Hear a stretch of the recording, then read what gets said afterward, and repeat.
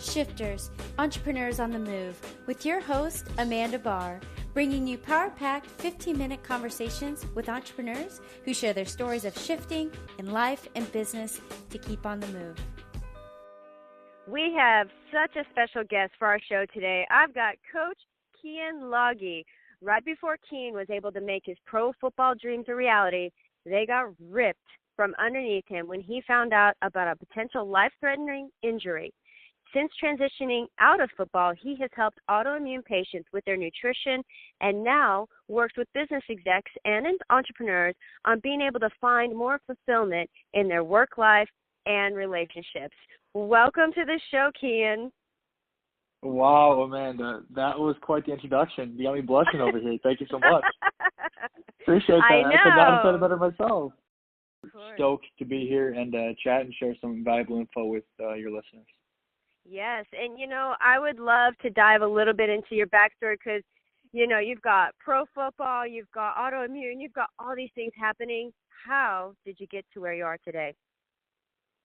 Yeah, that's a great question. Like you said, I had a point with my football career where I was no longer able to play. I had a neck injury to where that ended things pretty quick before I could ever actually play a game in the NFL. And so at that time, my whole life, my dream was to make it to the NFL, and that was ripped from underneath me.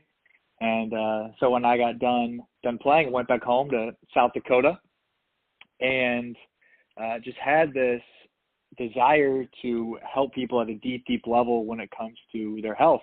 Now, me, I thought I reached the pinnacle of health playing in the NFL. Right? Looking at me, you would have thought, but internally, I was struggling a lot. I was tired. A lot of the times when I wasn't working out, I was anxious. I always had gas, bloating, and heartburn. And so I realized I didn't reach the peak of health. So that's what inspired me to dive headfirst into what true health actually is from the inside out. And that's when I dove into different digestive-based disorders, which led me into different other autoimmune conditions. So I started with gas, bloating, heartburn, moved into IBS, Crohn's, arthritis, psoriasis, Hashimoto's, these different digestive-based disorders and other autoimmune-based disorders. And through discovering what true health actually was, I was able to dive into that element of things and help people with those conditions. I then found that it wasn't just the nutritional side of it these people were struggling with, but that a huge contributing factor to these people that had these conditions was their mental emotional space. And once I decided to dive deep into that, I found the combination of nutritional therapy along with mental emotional health, being able to release a lot of stored emotion and trauma and energy these people have. It was a double whammy and helped substantially get people past their issues much quicker. Now, as I moved from South Dakota to Miami, I was surrounded by more executives, entrepreneurs, business owners, and found that a lot of these guys were struggling with a lot of the same thing emotionally that these people with autoimmune conditions had as well. So I could use a lot of my practices with these high-level guys along with being able to relate to them as far as performing goes with me playing in the NFL, but segueing more into that area of things. So I still work with people on the autoimmune side, more IBS, Crohn's, digestive-based stuff, but those executive entrepreneur guys that are dealing with those things. Incredible. I know that, with today's world and, there's a lot of things in the autoimmune space. I'm a type 1 diabetic. I've got Hashimoto's. And it feels like you've got one, they start to add up. And as you're, diving into that world, I know you said that you also, you're helping them with their nutrition, but what does that actually look like? Yeah, that's a phenomenal question. And I think now more than ever, especially due to the pandemic going on, if you're dealing with autoimmune-based conditions, it's going to be very difficult when your body's already fighting itself to be able to fight off something else. Right. So now more than ever, this autoimmune pandemic that's happening before the whole coronavirus thing that's been going on, that has to be figured out so people's bodies are able to fight off these kinds of conditions. So I think the biggest factor in somebody's having an autoimmune condition or not, or the efficiency of the immune system comes down to your ability to handle and manage stress. Now I'm not talking about everyday basic stressors of work and relationships. I'm talking about deep, deep-rooted stress that we're constantly projecting at ourselves that we don't even know is happening. A lot of people, especially high performers, i.e. entrepreneurs and business execs, are people that push, and they don't even recognize, they don't stop to recognize that they're under this chronic place of stress because that's all they've known, right? They've probably been in that, operating out of that place for so long that it becomes the norm. For after 10 days of being a certain way, you recognize as it being your norm or what you've always been used to. So most of these people that I work with, they're not even aware of the underlying stressors that are plaguing them, causing their body to go rogue, right? Causing their body to start attacking itself, right? That's autoimmune, the body attacking itself, the immune system attacking itself, recognizing it as an invader. Well, that comes from the lack of, in quotations, the lack of care for the self at the emotional level, if that makes sense, right? We don't even know what's happening, but there's this underlying emotional stressors that we're not taking care of because you don't even know that it's happening. And that's what causes the body to step out and react that way. Now, there's also nutritional-based issues, or you talk about leaky gut, you talk about inflammation in the digestive tract that contribute to some of these autoimmune-based conditions. But that's why the two are so important. While we're working on the mental-emotional side, being able to allow the body to stop attacking itself by handling your underlying emotional issues, we take on the nutritional side as well, which is massively making the situation worse or repairing and healing, making it better. Yeah.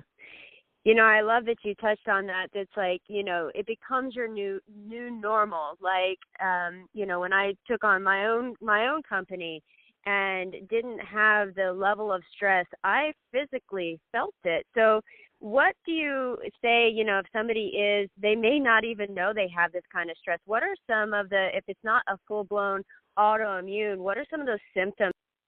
Yeah, that's a phenomenal question, Amanda. And I think one of the biggest indicators is levels of fatigue.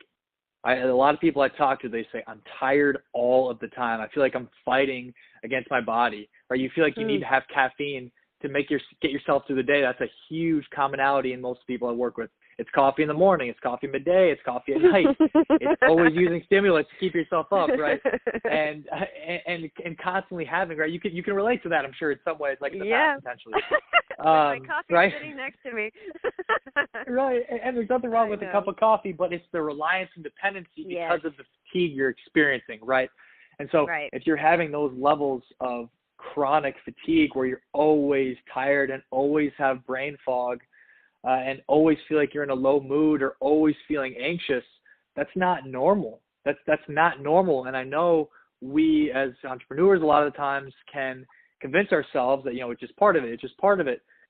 Or because so many people are struggling with those issues, we think it's normal, but it's really not. So I'd say the number one indicator would be your levels of energy and stopping to even check. A lot of people that I know that are high performers, they don't even stop to check their levels of energy because all they do is recognize an issue with their energy, and they'll do an instantaneous fix, which is a coffee or quick carbs or those kinds of things to get yourself back up. So it's just stopping for a second, checking your fatigue levels, checking your quality of sleep, and then from there you can move forward to other tests. But I think quality of sleep and fatigue levels are probably the big two. I love it. Now, what I'm interested because you're working in this world and you've helped so many people. What's been coming up for you as you're transitioning and you're helping? You've kind of gone from the different autoimmunes and now you're into this space. I'm interested to know, even for yourself, how are you transitioning through this and maybe even through this time right now? Yeah, so in the last few months, I've been more quiet on social media. I've been working with my clients and haven't been as outgoing with things. And now I've kind of realized that we're in a time in the world where more information like what I have to offer needs to be put out. And especially when it comes to the health of the immune system. You look at this disease with the coronavirus and you look at the people that are struggling the most, obviously older people, but people that have pre-existing conditions, right? Whether that be diabetes, whether that be hypertension, whether that be different autoimmune-based conditions, right? And so now more than ever, with people finally getting a shot of reality of what life can be like. Now I know there's a lot of other things like diseases that are more prevalent or whatever, but like we can't just continue to bypass looking at issues that we're having because of stuff like this. So I feel like right now more than ever, people need to be educated on why they're experiencing some of the issues they're experiencing and handle some of the issues they're experiencing before we get to a time like this where it's like, oh crap, my back's against the wall. Now what do I do? I have these four conditions. Now what do I do? Right? So this is a beautiful time, I would say, for the world because it's forcing people to, have a shot of reality in a lot of ways.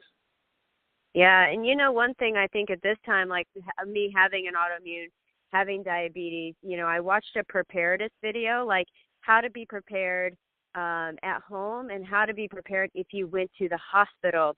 And, it was a nurse practitioner who works with diabetics, and it was so refreshing. It actually took a lot of the stress away because I think when you have a plan in place and it's not a lot of uncertainty and worry and unknowns, that you're like, okay, if it happens, this is going to happen. I'm going to do this, and I'm going to tell them this, and this is what's going to happen. You know what I mean?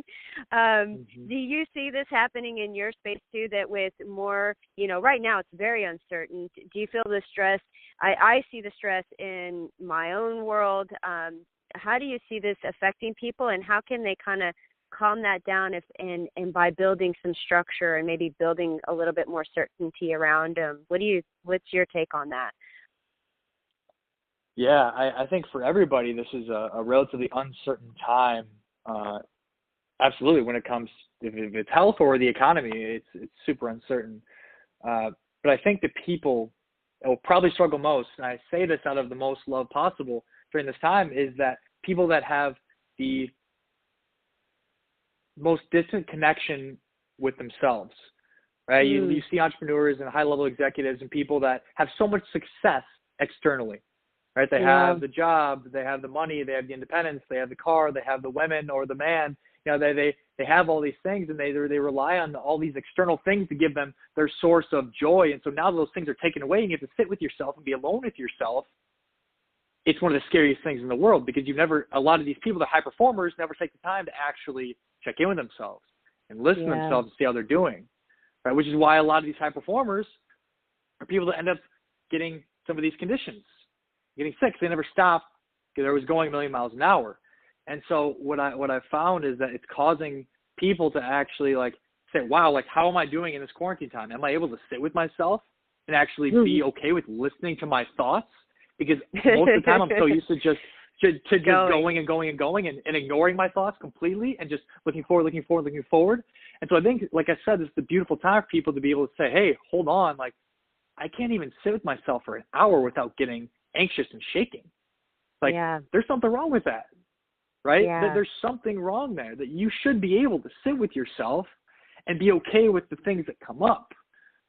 Right? Otherwise, it's going to catch up with you. If you're running, tripping, falling forward all the time, you're eventually going to smack your face in the ground and cut your head open pretty bad. Yeah. Right? And, I think this is a great time to get people to stop and reflect so that doesn't happen. It's like a friend. I think it's like a friend stopping you from tripping, falling forward, saying, hold on, take a look for a second. Hold on. Before you fall on your face and crack your head open. Right. Let's look at, how are you being able to handle your being with your own thoughts and your own emotions? Yeah, I love it. It's such great information, Keyen. I mean, I know that those that are listening, you're probably I'm going to go back and listen again because it's just so filled with taking that time. I think that, and it's true with entrepreneurs, we just full throttle. What do I got to do? How do I get it done? Next. And there's so much that's talked about balance, and I think everybody knows it in theory. If they're not practicing it, they know about it. They know the work-life balance, but now it's being brought to our front door and saying, no, you need to really, really focus on it. So thank you for bringing this up in the conversation as well. Yeah, absolutely, and that's where it's you talk about theory. You talk about everybody knowing the theories, right? We've all read the self-help books. We all know the theories that we need to practice and apply to live a healthy, happy life. And entrepreneur mindset, it's okay, I read this in the book. I'm going to apply it to my life. Boom, check. I did that. Got it done. Next thing. Okay, check. Got it done. Right? It's that thought process, and it doesn't get to the heart. And that's where the change actually happens. Is at the heart. It has to be felt. It can't be something that you just check off the list. Right. That's the beautiful part, I think about finding joy in life and within yourself is that, like, it's not like everything else. It's not like something that can be checked off. It's an emotional process that you have to go through of being able to be okay with being with yourself, not just a checklist. So it's more than just a theory. It has to be felt. And it's very difficult to do on your own, though. It's very difficult to do on your own. It can be done, but it's difficult. Well, I definitely want everybody to be able to get in touch with you. Before we get to that point, if you could give one, like, nugget for those entrepreneurs out there, those that want to be entrepreneurs, what would you suggest to keep them on the move? Because we talked about a lot today, and the stress and all this, and if they're feeling that, definitely to reach out to you, to center in with themselves. But what's a good nugget that you would say, even maybe that's helped you keep on the move? Because you've dealt with some quite the interesting transitions in life as well, and shifts. Yeah, I'm going to throw a little kind of a little paradoxical statement in here. I think not being on the move is not an example of not being on the move. So let me put it this way.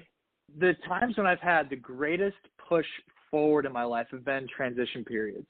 And life is full of seasons. Sometimes you're going 1,000,000 miles an hour because that's the season that you're in, and sometimes you're meant to slow down and process the last season of you going 1,000,000 miles an hour.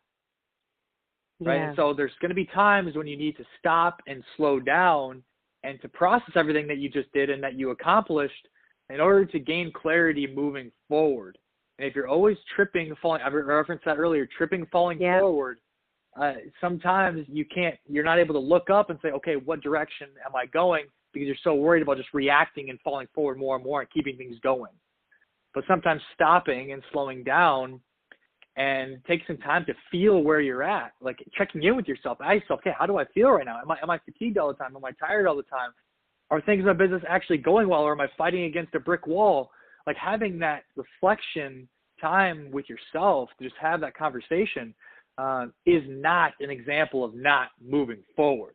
So once again, I'm going to say it, not moving forward is not an example of not moving forward. Okay? Got Taking it. time to slow down and reflect is sometimes one of the best ways to move forward. Love it, love it, love it. Keyen, what's the best way for our audience to get in touch with you? Because I know that with all this stress and all this stuff going on, they're probably really going and aware of, oh, man, I need to let this stuff go and not sure how to do it. So tell them, how do they get in touch with you? Yeah, absolutely. Honestly, text me or call me. And I put my number out there. It's probably the only South Dakota number in your phone, but it's 605-759-3092. And you can put that in the show notes too as well, Amanda. But honestly, if you have any questions at all, shoot me a text. At that, I have social media too, Keyen Lage. I'm sure you'll have the spelling of that in the notes as well. But if that feels more comfortable for you, or Facebook or Instagram, but shoot me a text. Awesome. Well, thank you again so much. I know it's quite timely, and your work is never ending, because we are always continuing, and our bodies are, they've got to keep healthy so we can keep moving. And I think you're definitely doing some great work for people out there. So reach out to Keyen. Thank you so much again for being on the show. Absolutely, man. Thanks for giving me the opportunity to come on here. Awesome. Well, for us and for everybody out there, keep on the move.